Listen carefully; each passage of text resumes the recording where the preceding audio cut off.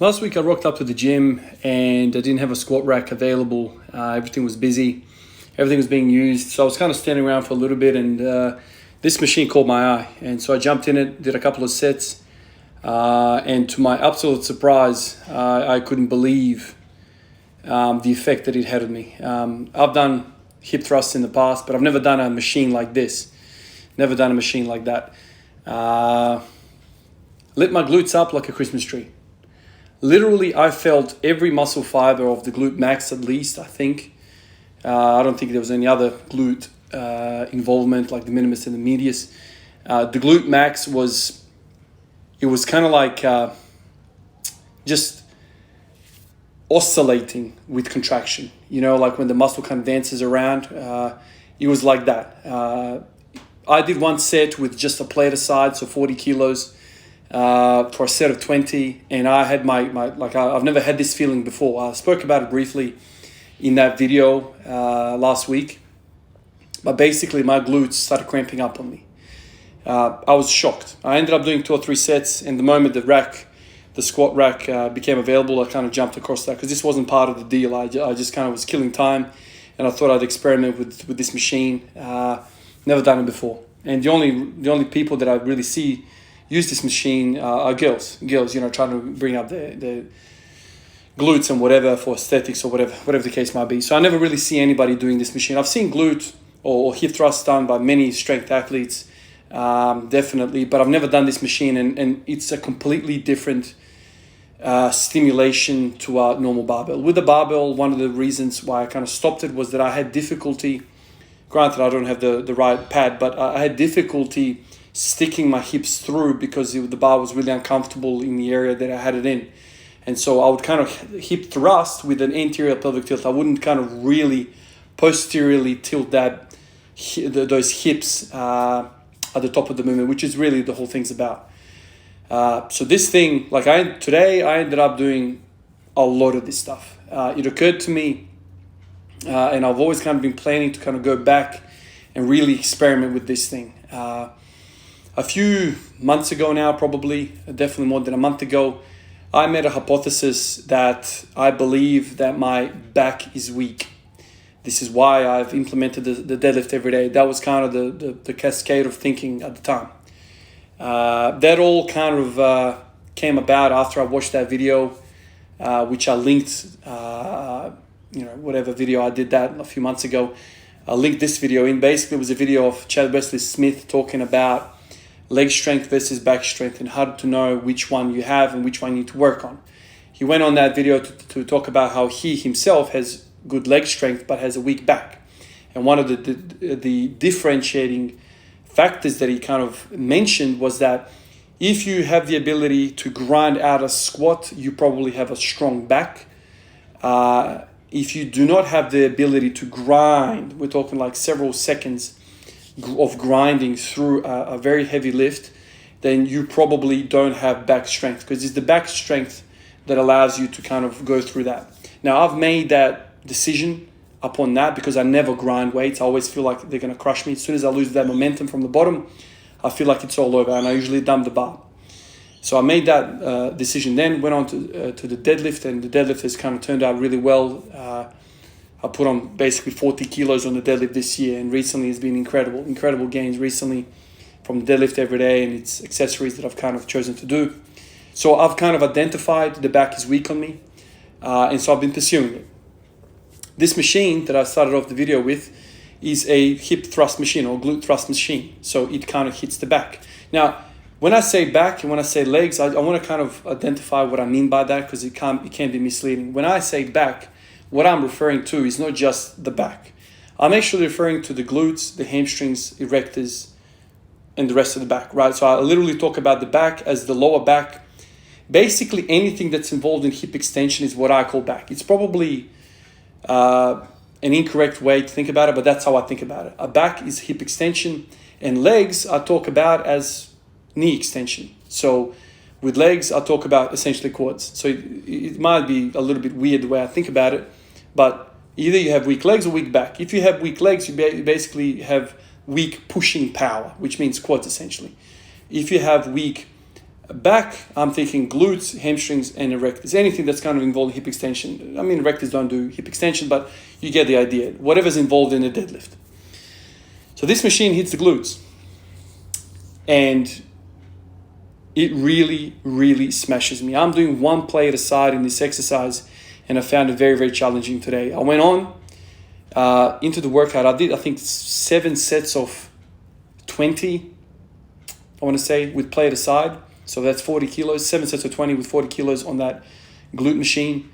And it basically ended me. I was absolutely wrecked. So the glutes were very much on the map. I always talk about putting the glutes on the map with that kneeling deadlift.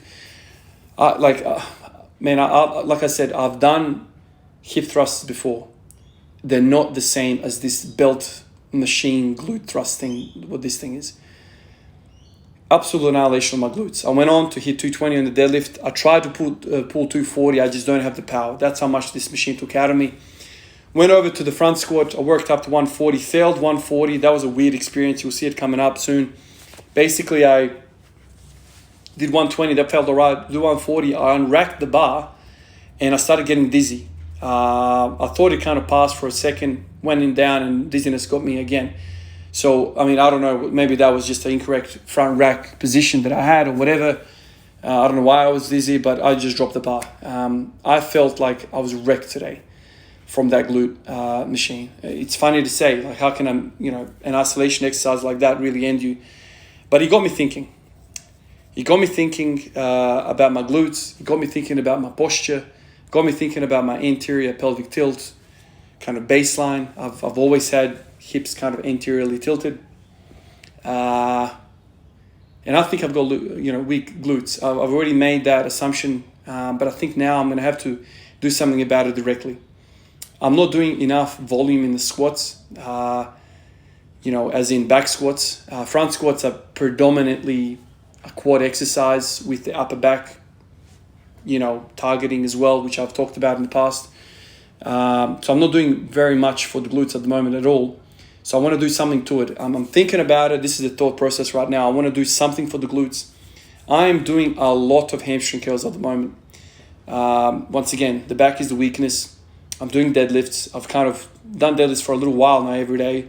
I've had breaks as well in recent times because of personal stuff, grandma passing and whatnot. But it's pretty much every time I've trained properly, I've trained with deadlifts in the mix as well as deadlifts, so as well as squats. So I'm doing that. I'm very mindful of the fact that you can't really do deadlifts every single day with volume. So I'm treating deadlift every day as a skill acquisition type of setup. I work up to a heavy single every single day, and that's kind of the skill acquisition of that. You need to kind of frequent a skill for you to be good at a skill. So I'm doing that, but I don't think that those singles are really doing, a lot of muscle building, if you will. So I do want to do something for those individual muscle groups. I'm already doing hamstring curls, lying hamstring curls. I want to do something with the glutes. I love this machine. This machine makes it super easy. I don't know. I was speaking to a guy in the gym. He's got a similar squat to me, 210. And I brought up this machine. I said, look, man, this machine kicks my ass, man. Like, just one plate aside, it destroys me. And he found that a little bit interesting. He said that he does the whole stack, like whatever, 4 or 5 plates, whatever you can put on that machine, and he can do that for a set of 20, a set of 10 with no problem. And I thought, well, isn't that bizarre? You and I squat the same weight, yet I have a fundamental weakness of the glutes, it seems, because I'm struggling with a fifth of what you can do. So I thought that was interesting. So, logic would serve if I brought up that weakness to like this fellow in the gym up to 4 or 5 plates, where will my squat be? Because, right now it seems I'm squatting entirely with my quads because the glutes are not there. So that kind of popped into my head as well. Started thinking about that. Frankly, the first time I did this machine, I didn't think it was going to have this effect on me. I honestly didn't think I was going to get wasted with one plate. I mean, like I said, I've done hip thrusts with the bar, but this machine does something different. I don't know what it is. I think it's just different. You're so grounded in this machine. The bar is not an issue. It doesn't roll, doesn't do anything. It's a belt. It's an awesome contraction. all of your focus is on the muscle. You don't have to worry about stabilizing the bar, thinking about the pain on the hips or the legs, wherever the hell you kind of orientate that bar when you're doing those hip thrusts. So it's a really, really cool machine. So moving forward, I think I want to, that's the thinking that I've got right now. I've had now some time experience with deadlift every day. I've kind of dispelled this myth that you will die if you deadlift every day. This is a different beast. I've kind of worked out a way to do it with squat every day. So I'm happy with that. That's kind of, I can put that to the side. The hamstring curls are doing really good stuff to me. I feel them activate. I'm feeling them get a little bit bigger.